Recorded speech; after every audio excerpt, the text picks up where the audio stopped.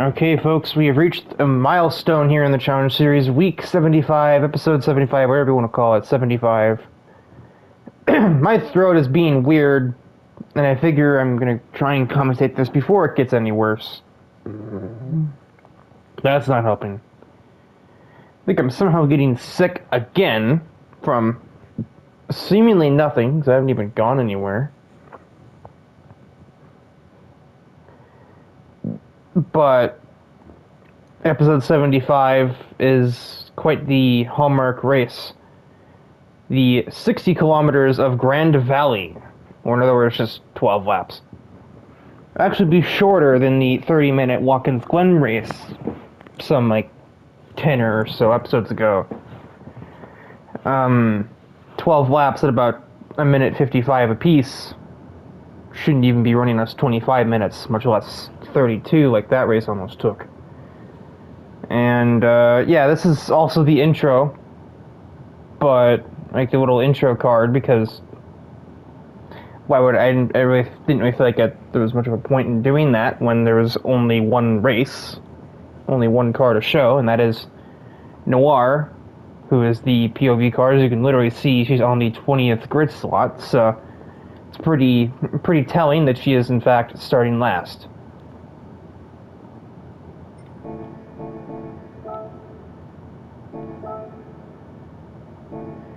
But that is not the only big news here going on. You might be seeing quite a few unfamiliar faces on the starting grid. Well, just go over them in order once I change camera button. There we go. Mercury Racing has returned to the Challenge Series. They have come back home after math.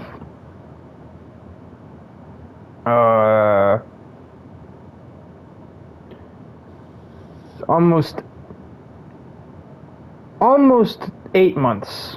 They've returned to the Challenge Series. Their D1 GP efforts fell through when they were scammed by a company that was sponsoring their cars. They haven't told me who that company was just yet, but I imagine they probably will soon. We didn't have a whole lot of time to talk for this race. Much to most people's surprise, I am not joining Mercury. I am sticking with my guns on NFR. But we are sort of in an alliance with Mercury. On the track, we're not teammates, but off the track, we'd still hang out and do everything together. And occasionally do testing sessions, but not very often. Speaking of the devil, there's me in the P2. Ellie, Nico Yazawa's on pole. Our reigning champion returns just in time to... Well, I guess not just in time to defend her championship, but she returns in time nonetheless. And there's me, Ellie with the 930 Porsche with a very unique design that really reminds me of the old Coors Light NASCARs. Tyler, Kotori with basically just a slightly touched up version of her old car. Umi with a completely new car. Vegas. Haneo Koizumi, which surprised me that she's moved away from hot hatches. She's in a BMW M2. Maki was just a different paint job on her Maserati. Honoka, this is actually a 1992 NSX, not a 2002 like she used to have. Have not pried for details as to why she went backwards. Maybe it's a lighter car, I don't know. I'll ask later. Isabel Aspinall, along with Mercury, Heartbreaker DP comes back as well. Drift Project, and now they're actually all in rear-wheel drive cars this time. We don't have Elisa ISA driving a front-wheel drive Scirocco. Yukio returns with literally the exact same as 2000 she left in. Nozomi with a Formula Drift reference, sort of ironic since they went to D1 GP, not Formula Drift. She has a new Mustang, and ironically starts behind... Yeah, we just have 3 Mustangs in a row here. Hoshizara, Rin... I don't know why I did that. That's actually the correct way you're supposed to say that, but... because Japan does last names first. But we don't really They don't really care for the honorifics. What's the lighting doing? Reen is in a 69 Camaro as opposed to her old 2015 one. Don't really know where that went either. Thrasher, Kokoro Yazawa with a very interesting GR86, which I remember correctly. This is a G, no, not a JG. What the heck? A 2J swap. There we go. That's the thing. Super engine. Stephanie Kaiser, Nitori, and then Elisa shows up with a 996 Porsche, just like Stephanie's. And then Veronica? Victoria Noir. Let's get the details on the screen. And go racing.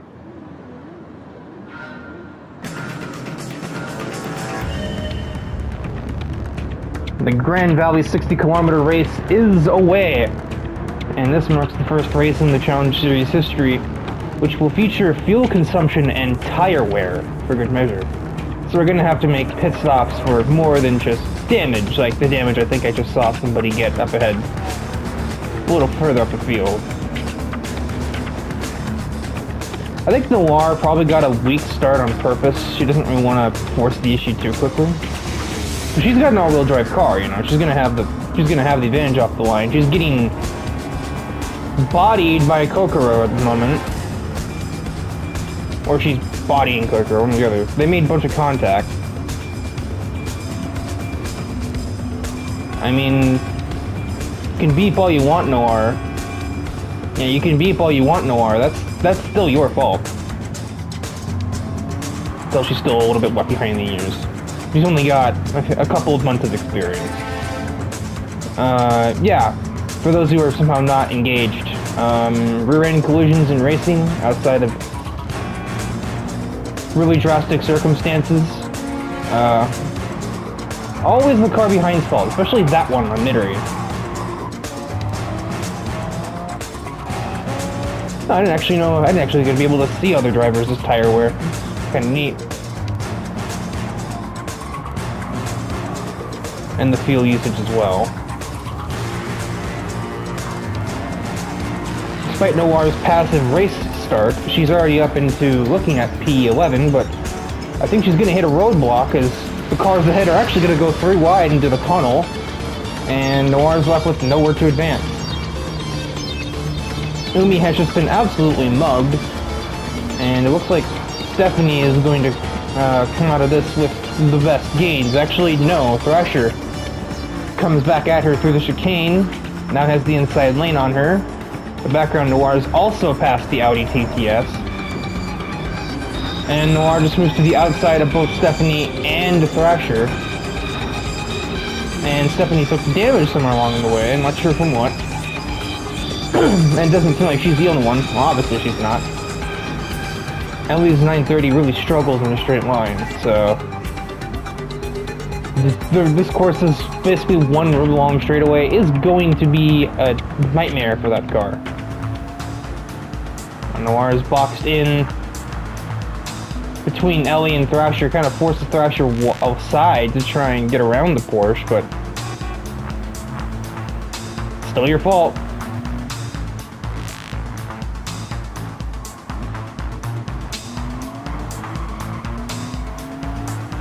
Kind of hooked that inside shoulder there. Thrasher did too.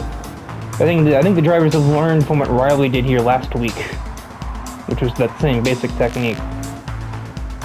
Oh God, I'm not sure if I was about to just turn my shit.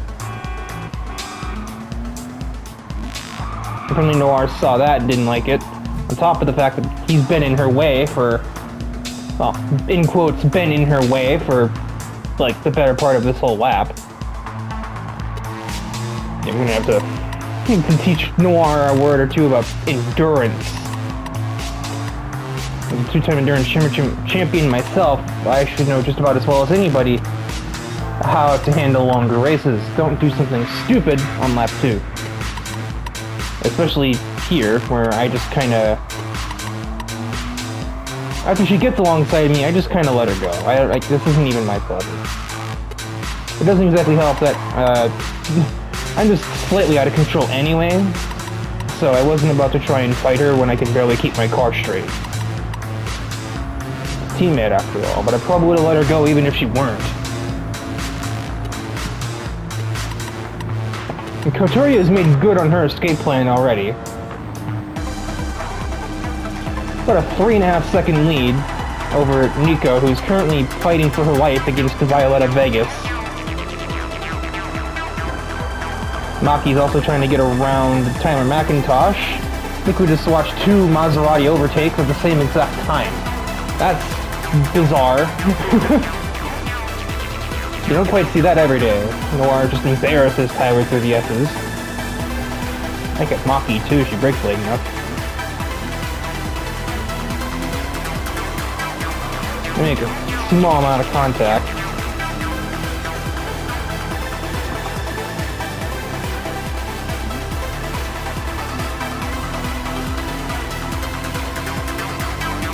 Bit of sand for Noir. Still too wide with Nico. These two have not had the most pleasant interactions off track yet.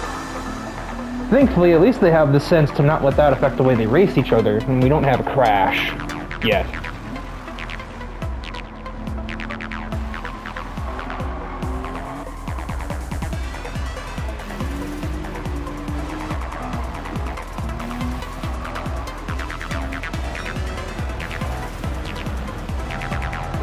I look at the I look at the tire wear telemetry, which I wasn't aware we had, but we apparently do. I guess Nidori thought that ahead or something.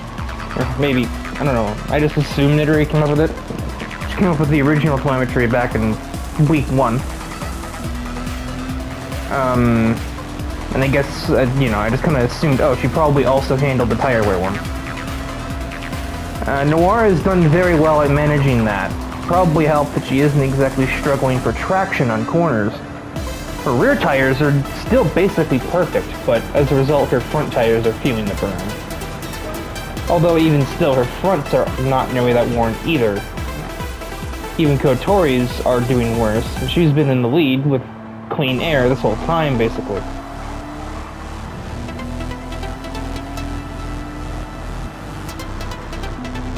The sun sets over the ocean in the distance. This is a very panoramic circuit if ever there was one. Being right on the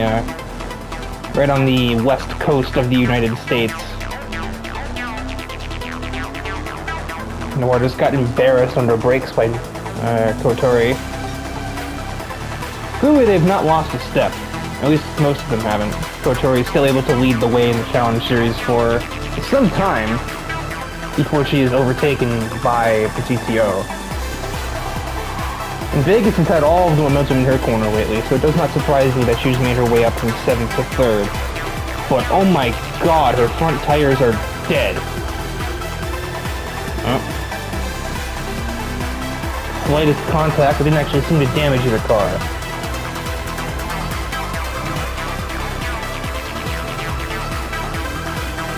Who else is doing well on tires?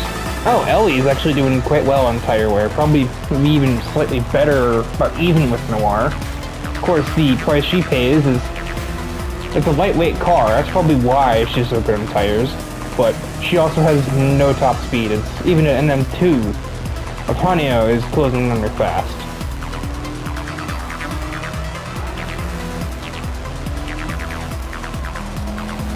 Oh my god, Nidori's fronts are dead.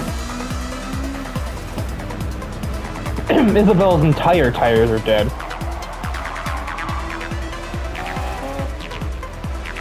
And me and Rena already pit, so... Yeah, I was having a lot of problems with tire wear.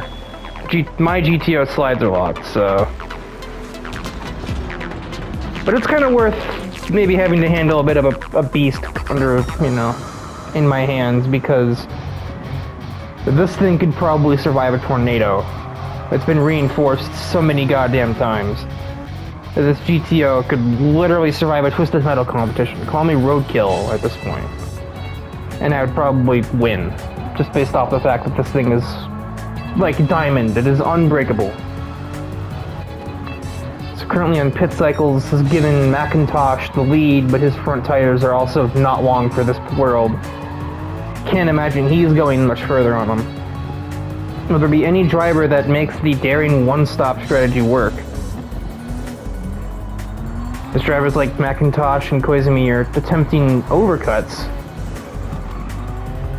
And Ellie might be the one that can, although she doesn't seem to have the fuel to go an extra lap looking at that fuel gauge. If she were doing saving, which she probably wouldn't want to do because she already has terrible power as it is, but she probably could make the one-stop work if she had a bigger fuel tank, or, you know, as I said, dare to do fuel-saving techniques, which I did teach them a couple a while ago. I, at the very least, taught them short shifting and coasting and entering. Ellie's obviously not doing that. You need to pit, Tyler. Oh my god, I've never seen tires this dead in my life. He's taking the penultimate turn at 94 miles an hour. Oh my lord, yeah. Get off of them tires now. It's not an option. And I expect just about everybody else will be following him right in.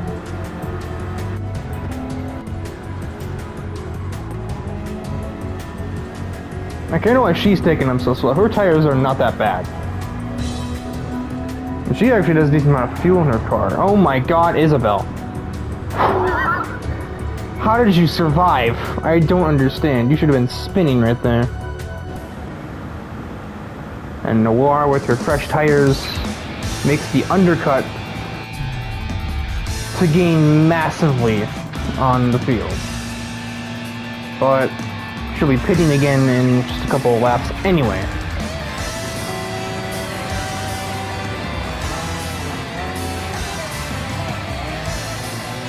I think Elisa pit on lap 1, which is why she's here now.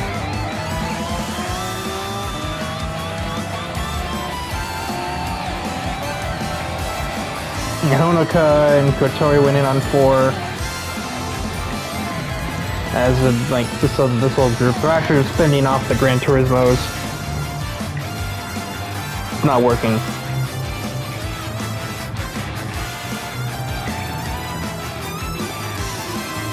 So yeah, nobody attempted. Okay, Maki, just getting a little forceful with Kotori. Why not?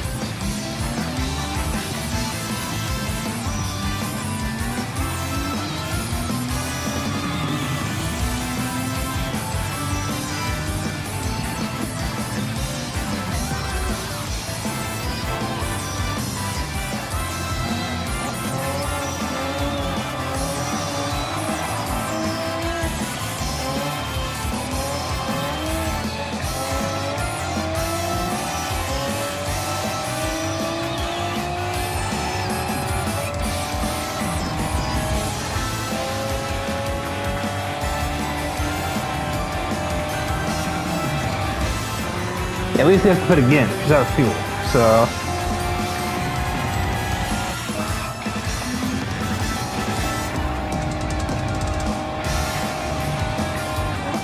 Anybody that pit on lap 1 or 2 will probably have to pit a second time as well, like me.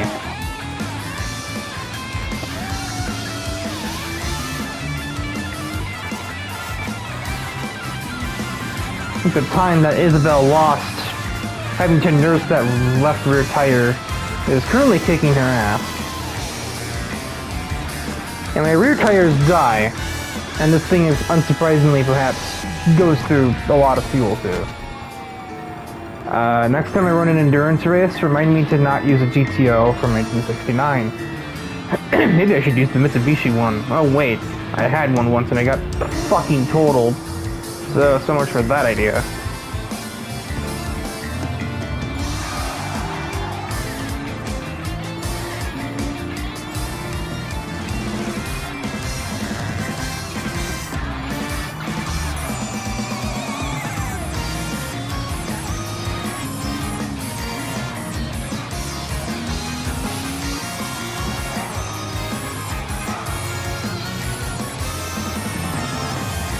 third, fourth, fifth, and sixth are just in the conga line right now.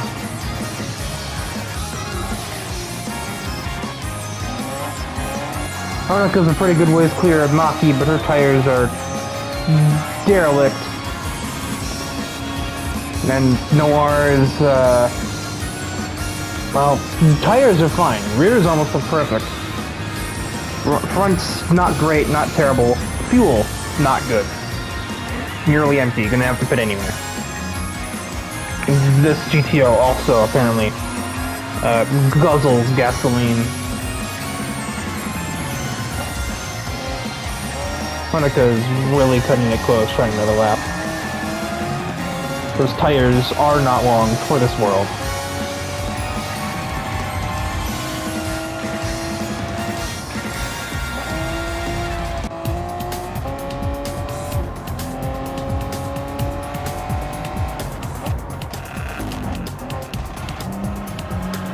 And super aggressive late braking like that isn't going to help him.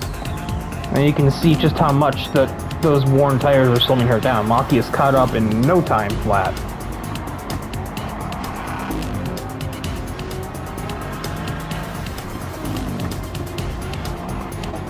Let's give her teammate a bit of a bump there. So Tori's in on it as well. Yeah, now it's second through sixth under a blanket, not just third through sixth. Honoka is now under threat from the train back as Maki just sweeps on the outside and made Honoka look silly.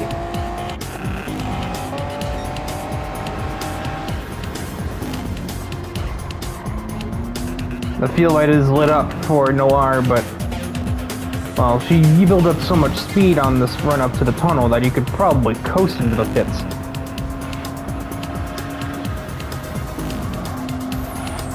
But I don't think she'll have to.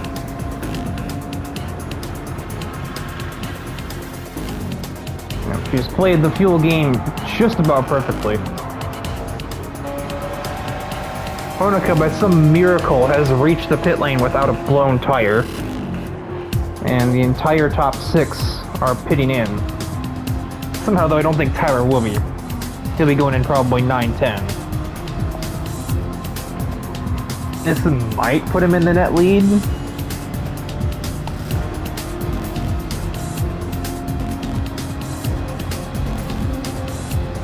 Yeah.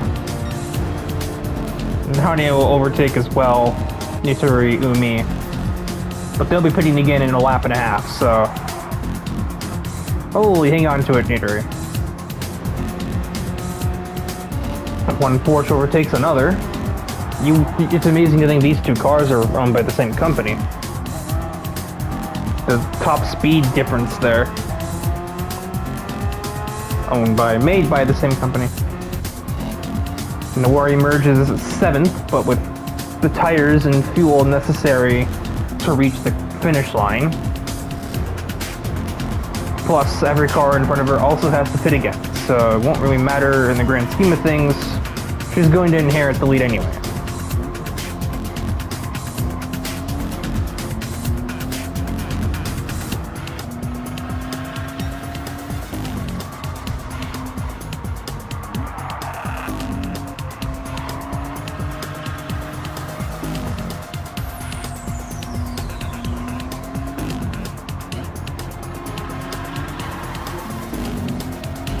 I think Noir learned on the last two runs that she's able to lean on the rears a bit more being in a rear-wheel drive.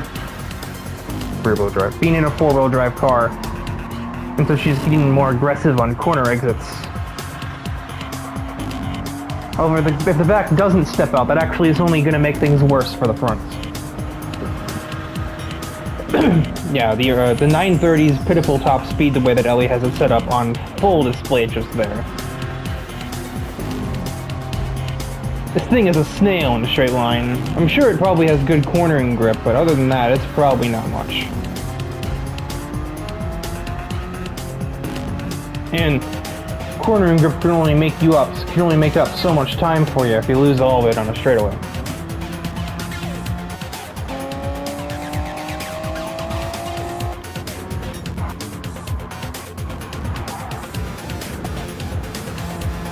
No takers on the pit lane yet. Actually, maybe that isn't surprising, per se. Except for Isabelle, whose driving style has put her any sort of pitch strategy she could formulate just entirely out of whack. I think this is a race to forget for her. I think Nico overfueled that car just a little bit.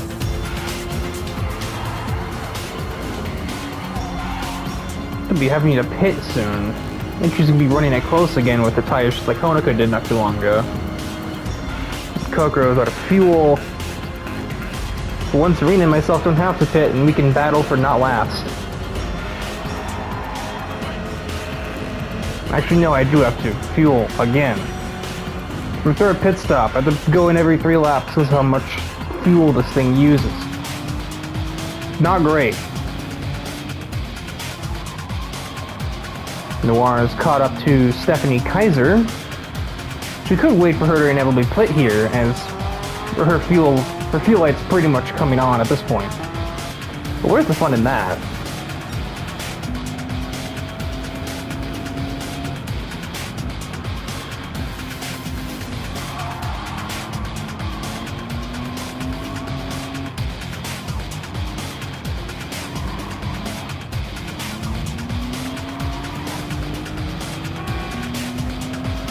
You know, Stephanie made it seem like she was gonna make a change. Didn't really show there. And now the other top cars are boxing in this time. So I guess he gets the lead back with 2 laps remaining here.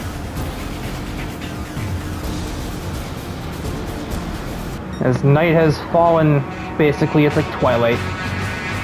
The sun is there, but it's really not at the same time.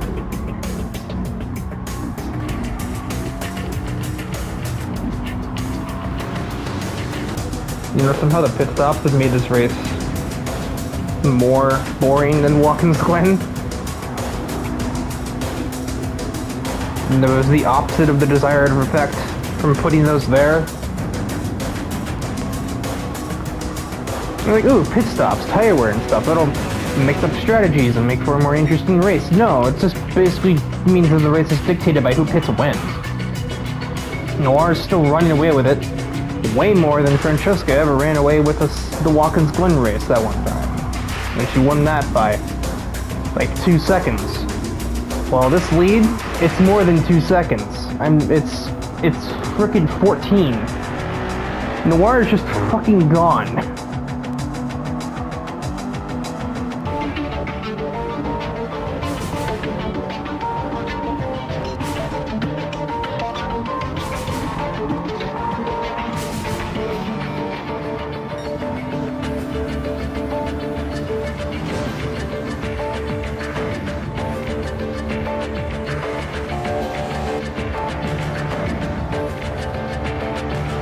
Two Gran Turismos have been basically inseparable this whole race.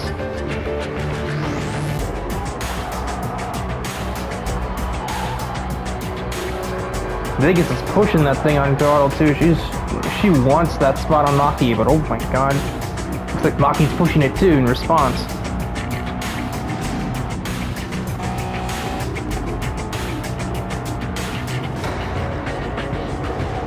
Looks like Vegas is gonna get much of a run on her. Oh, never mind, I'm kidding. She has definitely gotten a run on Maki.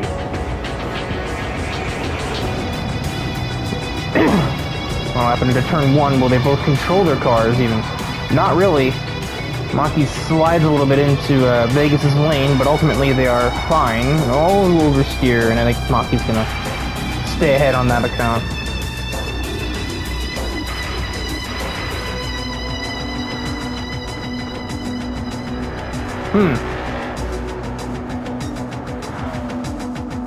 Well, that doesn't look great, not gonna lie.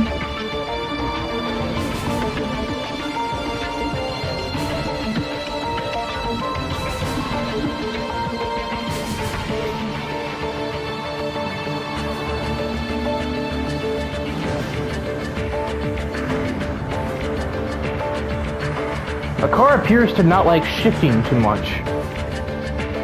Seen it bounce off the limiter every time. I don't think Noir is that spacey that she's just forgetting to every time. She's been doing fine with it up to this point.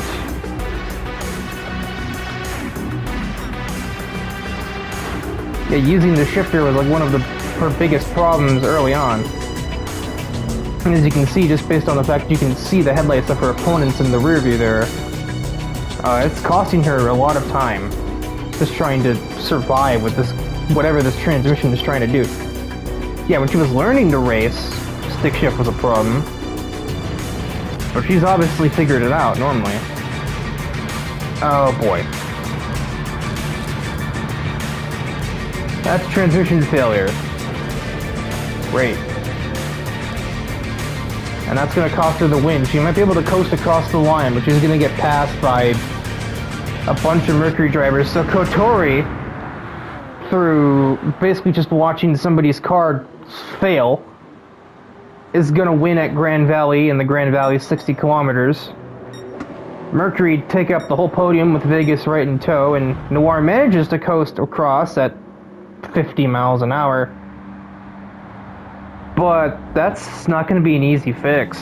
They don't exactly make replacement transmissions for a 20-year-old car anymore.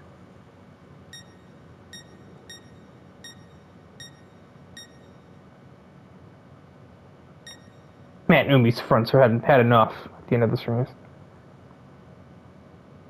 Oh my god, Nico, what are you doing with your tires, girl?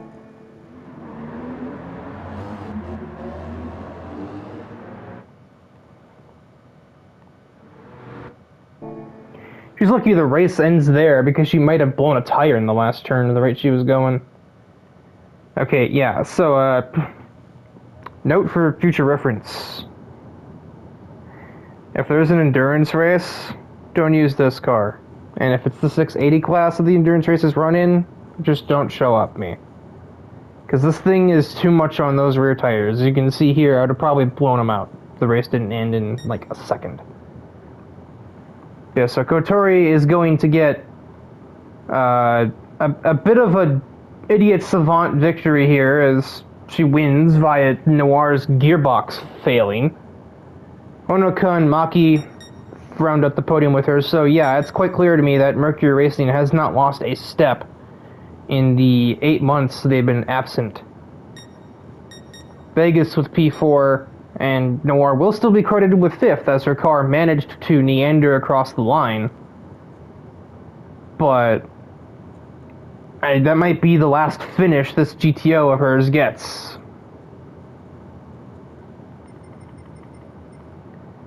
And that was the only race for this week, so that is it for episode 75. A bit of a downer as that might sound like that's all this is, but I mean, you know, there we go, that's the camera angle.